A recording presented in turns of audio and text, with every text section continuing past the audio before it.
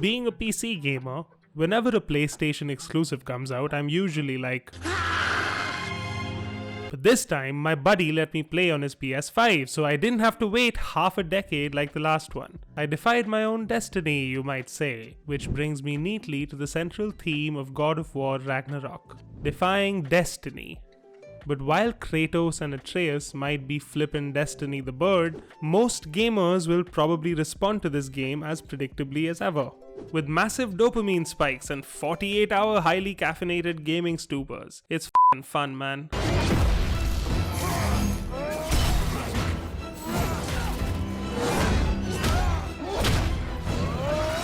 They've stripped away some of the more tedious elements and optimized the combat and RPG systems. The NPCs still spoil every puzzle if you don't solve it in the first 4 nanoseconds. Honestly, I don't hate that though. I'm stupid and I hate puzzles. Might have been best to put in an option to disable hints though. While they haven't reinvented the wheel here, I think they've built on the mechanics enough to keep veterans happy, and it's visually breathtaking. And hey, they already took their huge risk and reinvented the God of War franchise just a few years back, so let's cut them a break. What more do you want from me? But the star of the show here is obviously the story. God of War remains one of the most cinematic games ever, and it seems perfectly natural that the sequel would follow in the footsteps of Hollywood. More of the same, but bigger and better. Warning! Minor spoilers from here on out. In Ragnarok, we pick up with Kratos, who's apparently been sulking since he saw that final mural in the last game about Atreus popping a snake out of his mouth and murdering him. Meanwhile, Atreus, who is unaware of their destiny, seeks to spark the flames of Ragnarok by tracking down Tyr, the Norse god of war, who's now a stoner hippie. I ran because I don't always know what's real. The game follows Kratos and Atreus' attempts to avoid their destiny, only to realize they must cause Ragnarok instead. To do this, they must rally Tyr, Freya, who still wants to murder the shit out of Kratos, the dwarves, the woodland redneck guys, Atreus' new waifu, and a bunch of other people. This time, Kratos and Atreus go up against the big daddies of Norse myth, Odin and Thor. They form complementary pairs, almost like feuding mafia families. Thor becomes the representation of who Atreus will become if he allows his trauma and his heritage, in other words his destiny, to define him. Meanwhile, Odin represents the worst father of all time. Now go smash something, will you? Honestly, I liked you better as a drunk.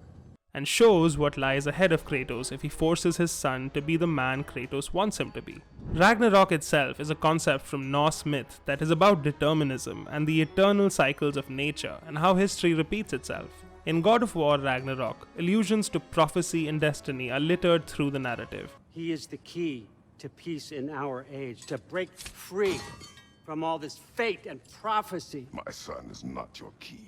The central character arc for both Kratos and Loki revolves around the question raised by deterministic thinking. How can we defy destiny when our defiance itself may be destiny in disguise? In other words, why don't you come and have a sip this time? Maybe I'll stand. Well, suit yourself.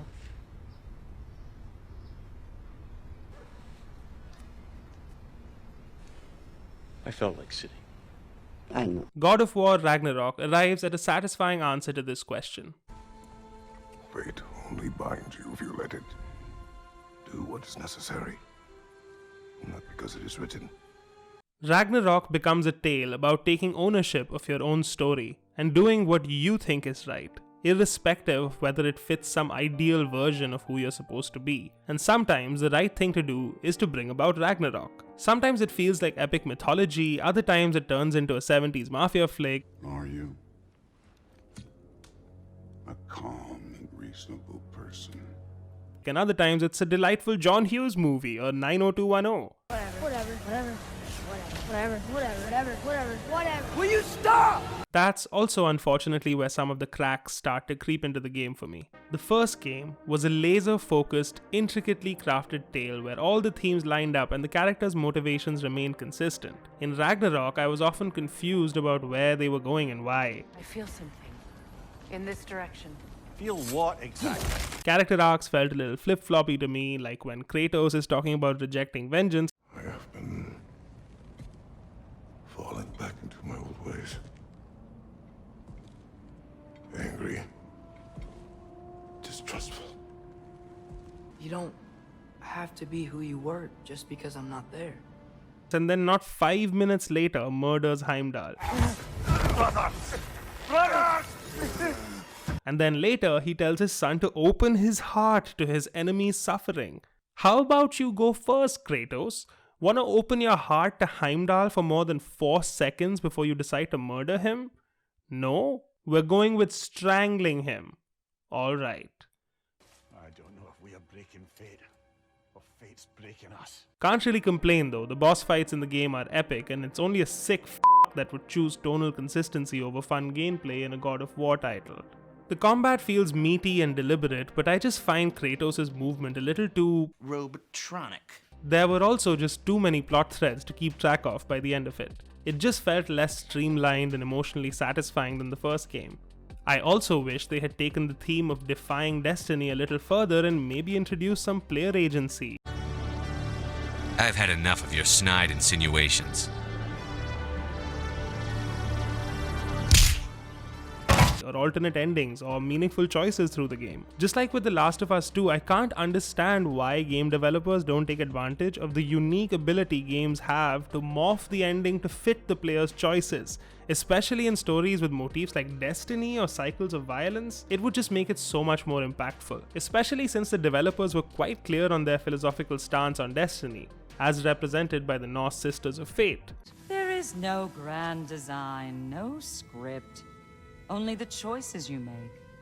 That your choices are so predictable merely make us seem prescient. At its core, the future remains uncertain. Odin's fear of his death and his frustration at the fact that even he does not know his ultimate destiny, as well as his constant attempts to manipulate the future, is a comment on this truth. I need to know what happens to me. This is contrasted brilliantly in the game by the revelation that Faye, Kratos' late wife, hid his destiny from him so that Kratos may ultimately choose his fate himself. This is also why Kratos' relationship with Atreus weaves so perfectly into the themes of the story. Whatever a child's nature, it is ultimately their parents' nurture that determines their fate. Thor's alcoholism is a direct result of the expectations and abuse heaped on him by Odin, the father of lies. On a quick side note though, I thought Odin was the best character in the game. They play him like a mafia boss and he's hilarious. Now listen up. It's me, your entire economy, speaking. Kratos, on the other hand, saves Atreus by not trying to control his son through fear. Instead, he lets his boy become a man, free to choose his own path. And he does this by admitting he was wrong and telling his son to open his heart instead of burying it away. It is justice that drives Kratos in the end, not vengeance. For the sake of our children, we must be better.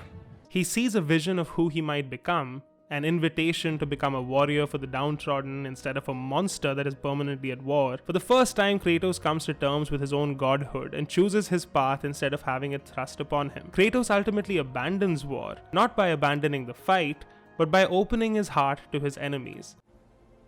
Open your heart to the world as you have opened it to me, and you will find every reason to keep living in it. Except Heimdall.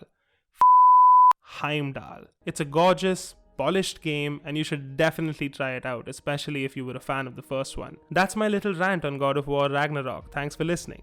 See you in the next one.